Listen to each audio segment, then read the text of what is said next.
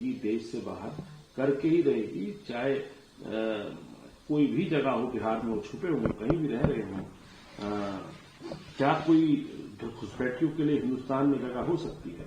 तो कुल मिला के यही बात जो है वो सीधे तौर पे रख दी है गृह मंत्री ने। आप कैसे देखते हैं? घुसपैठियों को मुझे लगता है कि अमित शाह जी इनवाइट कर रहे हैं। अगर ऐसा न होता तो यूपीए की सरकार में जो देश निकाला होता था, घुसपैठियों को निकालने वालों की संख्या 13,000 से लेकर 7,000 तक, 6,000 तक प्रतिवर्ष हुआ करती थी। और जब से बीजेपी आई है 2014 से 400, 500, 3 की ही संख्या है।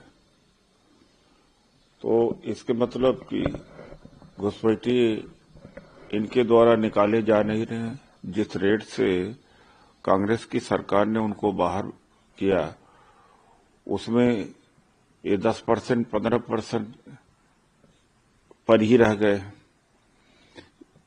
बसाने का काम अमित शाह जी कर रहे हैं ताकि चुनाव का एजेंडा बना रहे, अगर है। दूसरी बात है कि अमित शाह जी को इस्तीफा दे देना चाहिए। किसी ने रोका है क्या कि घुसपैठिए हैं उनको निकालने का? एक और कारण से इस्तीफा दे देना चाहिए कि बॉर्डर सिक्योरिटी के फोर्स जो है, बीएसएफ अमित शाह जी के पास है। तो अगर जरा सा भी चारित्रिक मॉरल्स है, थोड़ा सा मॉरल्स है, तो इस्तीफा दे देना चाहिए। और घुसपैठिए इनको जब झारखंड में चुनाव हुआ तब नजर आए, और दिल्ली में, अब बिहार में नजर आए। तो घुसपैठियों को क्या लेके घूमते हैं क्या ये लोग? जब चुनाव बंगाल में होगा तो घुसपैठी वहां पहुंच जाएंगे। तो घुसपैठी इनके हथियार हो गए हैं वोट के लिए। इसलिए घुसपैठियों को उत्साहित करते हैं, अगर हैं तो भारत में रहें, नहीं तो औरों को बुला ला रहे हैं। अमित शाह जी औरों को बुला ला रहे हैं, क्योंकि ये एक हथियार हो गया वोट लेने का।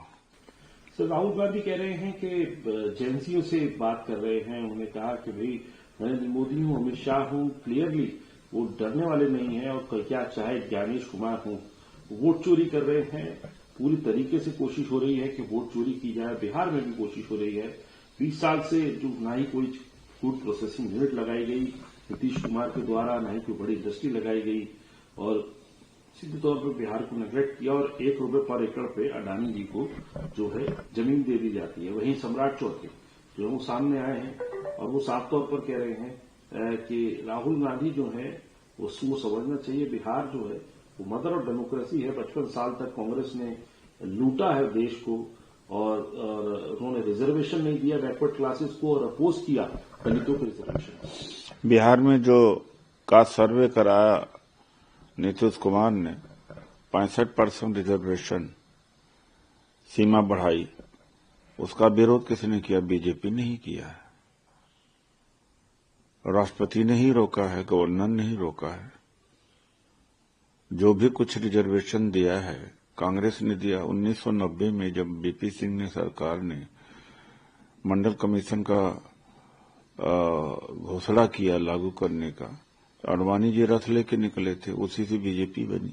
2006 में अर्जुन सिंह जी ने हायर एजुकेशन में रिजर्वेशन ओबीसी को दिया, तो उसका विरोध बीजेपी ने किया। तो सारा विरोध तो बीजेपी ही करती है। और दूसरी बात है, राहुल जी ने सही कहा कि बिहार को बर्बाद कर दिया नीतीश कुमार ने, और बीजेपी उसकी सहयोगी है। इसलिए कि एमपी बिहार के होते जिसके सपोर्ट से मोदी जी प्राइम मिनिस्टर बने हैं, उद्योग धंधे सारे लगते हैं गुजरात में। अब याद दिलाना चाहता हूं कि मोदी जी ने कहा था कि अगली बार जब आऊंगा तो इसी बंद सुबह चीनी मिल के चीनी से चाय पीऊंगा। ऐसा हुआ। डेहरी आनसोन में तमाम इंडस्ट्रीज थी, इन्हीं के समय बंद हुई। एक बड़ी इंडस्ट्री लेके गए हूं। 20 साल से अगर नहीं ले जाए तो अब आगे तो कुछ कर नहीं सकते। मौका दें। तेजस्वी प्रण पर लोगों से वोट की अपील है। घर घर नौकरी मिलेगी, तभी जाकर के बिहार का पलायन रुकेगा।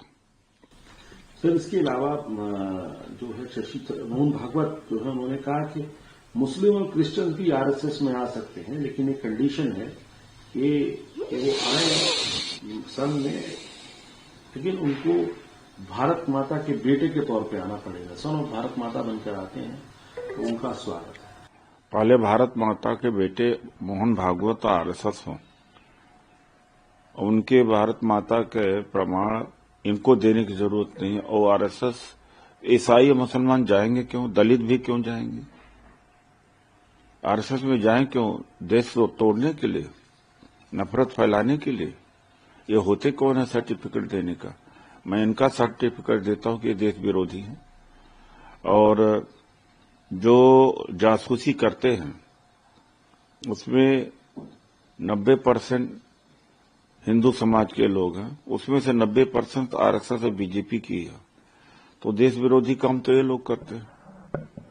भारत माता का नाम जुबान में और इनके दिल में नफरत है, दिल में मनुवाद को वापस लौटाने का है।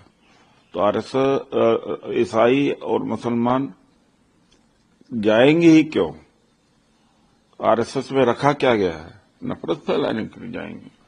सर, तेजस्वी यादव कह रहे हैं कि 3 दिन हो चुके हैं फर्स्ट फेज के इलेक्शन को, लेकिन अभी तक भी इलेक्शन कमीशन ने भी डिस्क्लोज नहीं किया है कि फीमेल और मेल वोटर टर्नआउट कितना था। क्यों ये छुपाई जा रही हैं ये फिगर्स?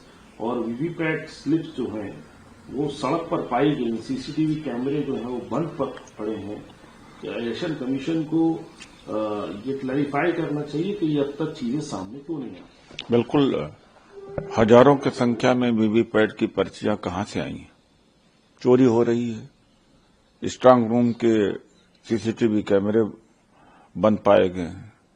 यही नहीं है, बल्कि यह भी है कि कहीं पर लोग आते जाते देखे गए और सारे आंकड़े इलेक्शन कमीशन के पास हैं और तुरंत आ जाते हैं, क्योंकि सब डिजिटाइज्ड है।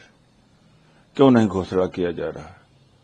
हरियाणा जैसा हालत करेंगे कि रिवाइज करके 7% वोट बढ़ा दिया, तो ये वोट चोरी नहीं है तो क्या है?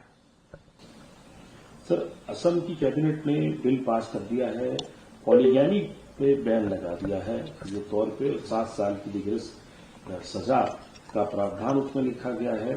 पर जो दूसरी बार और उससे ज्यादा जो है शादी करना हो जाता है, और ट्राइबल्स को इसमें आउट रखा गया है इस बिल से, और इसको 6 शेड्यूल में नहीं रखा गया है। तो क्या यूनिफॉर्म सिविल कोड है? यूनिफॉर्म सिविल कोड का मतलब है कि सबके लिए एक कानून, एक धर्म, एक विशेष के लिए अलग कानून, दूसरे के अलग कानून। तो क्या है?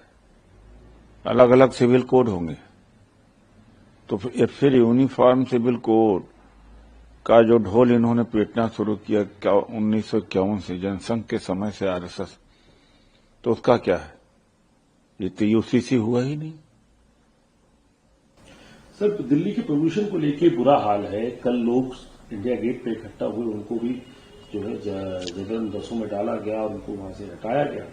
सौरभ भारद्वाज भी कह रहे हैं कि पॉल्यूशन की समस्या नई नहीं है दिल्ली के लिए और नॉर्थ इंडिया के लिए। लोगों में गुस्सा है, इंटेलेक्चुअल्स में गुस्सा है, इसी कारण से और डेटा के साथ टैंपरिंग करी जा रही है। जब भी पॉल्यूशन बढ़ता है एक्यूआई की मॉनिटरिंग स्टेशन को बंद कर दिया जाता है।